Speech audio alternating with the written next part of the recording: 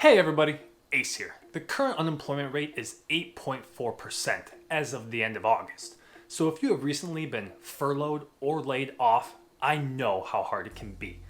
In this video, I'm going to share with you my 5 tips for surviving unemployment. Getting laid off sucks. Trust me, I know. I've been laid off 3 times in the matter of a 1.5 year time frame, each one being slightly longer than the last. So if you have been or are going to be unemployed, I'm going to help you get through it.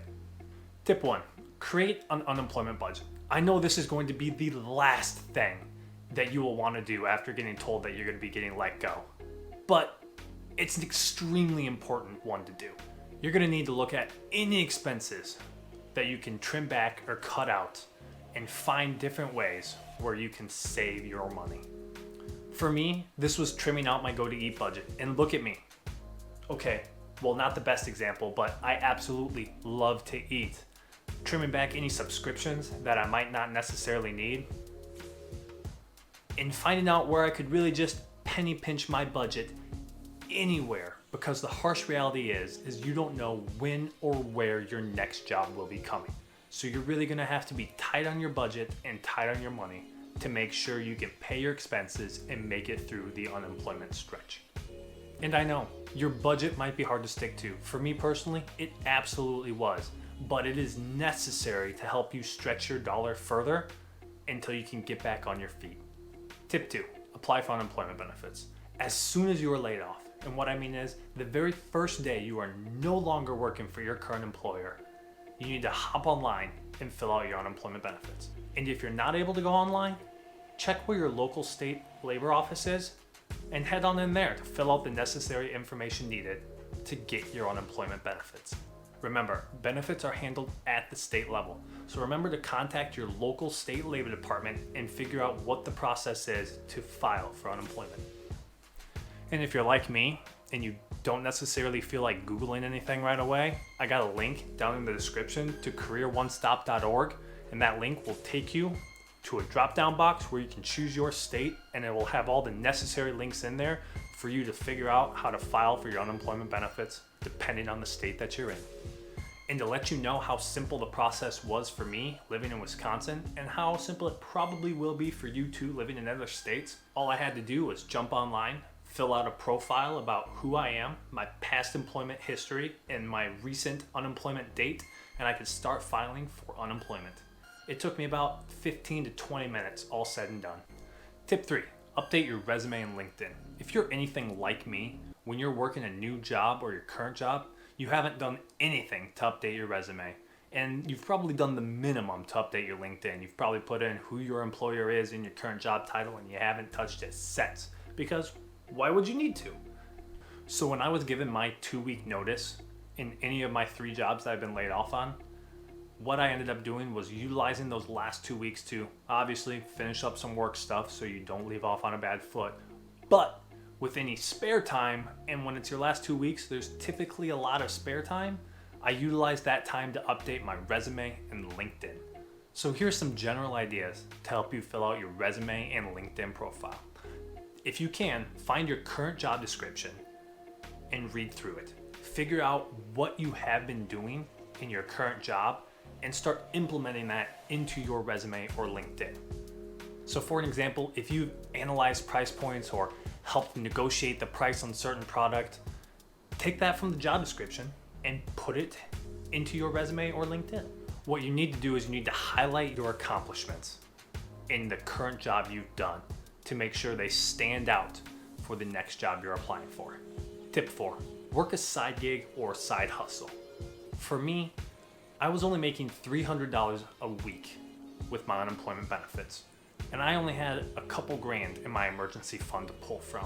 So that was not enough to cover the mortgage, utilities, food expenses, expenses with the dogs, anything of that sort. What I ended up doing was getting a side gig. I got a job as a Amazon Prime personal shopper at Whole Goods, making $15 an hour. I would work about 15 to 20 hours a week, and that was enough supplemental income with my unemployment benefits to get me through my unemployment period. Now remember, when you do have a side gig or side hustle, you're gonna have to claim that on your unemployment benefits. So for an example, when I was making $300 a week and I would work 10 hours at $15 an hour, that'd be $150. I would have to claim I made $150. They would take that away from my $300 unemployment benefits. So instead of getting $300, I would get roughly $175. So ultimately, during that week, I was making more money, so I was stretching my unemployment benefits to last longer than the 1 year slot that I had, just in case I was unemployed for that long of a time frame. So here's a quick list of side gigs that you could do while you're unemployed to help you earn a little bit of extra cash, just to help you get through. You could get a part-time job at a grocery store or a hardware store, somewhere like Kroger, Pick and Save, Walmart, Home Depot, Lowe's, you name it. You could drive for Lyft or Uber, depending on the area you're in. If you're living out in the middle of nowhere around cornfields like I was when I grew up, that's not an option.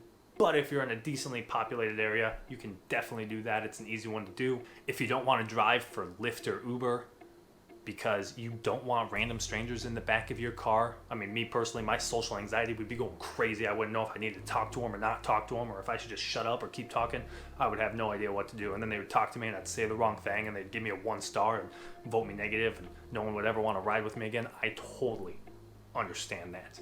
So maybe you could do something like deliver food for Postmates, Uber Eats, or Eat Street, depending on the location you live. You don't have to worry about having random people in the back of your car, but you still get the benefit of driving around and making some additional money. You could start a blog, a podcast, or maybe even a YouTube channel like this guy you're watching right here, this crazy buffoon who's doing terrible, but he's trying his best to help you. Now, a podcast, YouTube channel necessarily won't make you any money up front, but if you have the free time and have time to develop it, it could make you some money in the long term. There's some dog walking apps out there like Rover or Wag that you could utilize if you don't mind animals to take dogs for walks. You could get anywhere from 10 to 20 bucks depending on what you charge for your rate.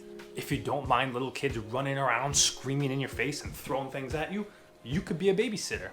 I personally wouldn't do that because I'm terrible with kids, but could be an option for you. If you enjoy cleaning, you could sign up and clean houses for people. Come on over with your mask, suit up with gloves, get on in there and start scrubbing away.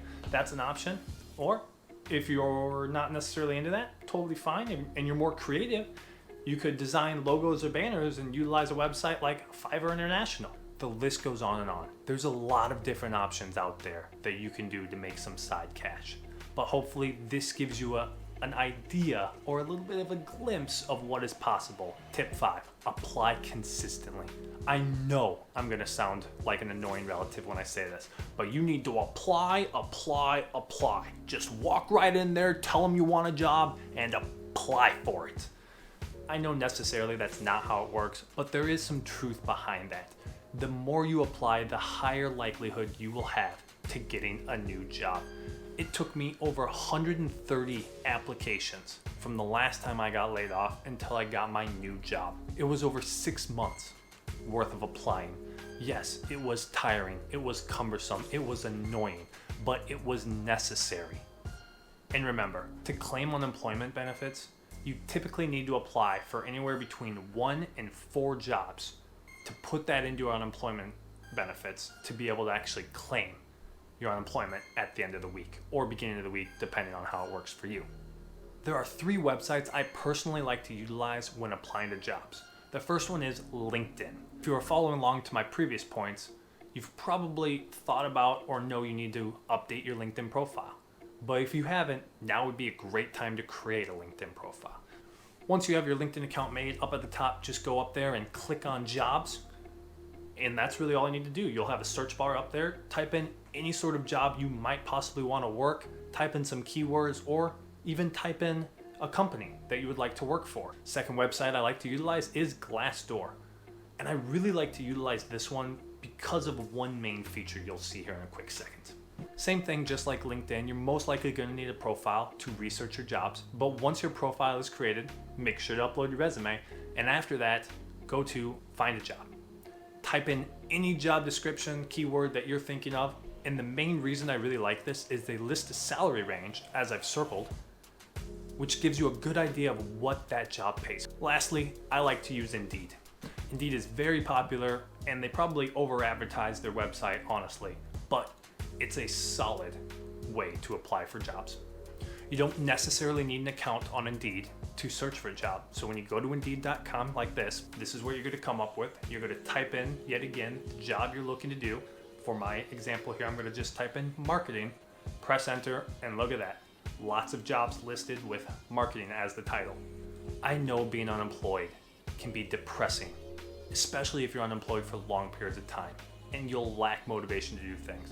And trust me, I get it. It is tedious and annoying to apply for jobs every single day. But the only way you're really gonna get back on your feet is if you can just buckle up, bite down on that belt, say, yes, daddy, please, give me a new job. And there you have it, my 5 tips for surviving unemployment. If you liked or learned anything from this video, if you could please just tap that thumbs up like button for me, that would really help me out, and subscribe for more content below. Leave me a comment down below if you have any questions on filling out a resume, starting a LinkedIn profile, or anything else you can think about. And until then, I'll see you in the next video.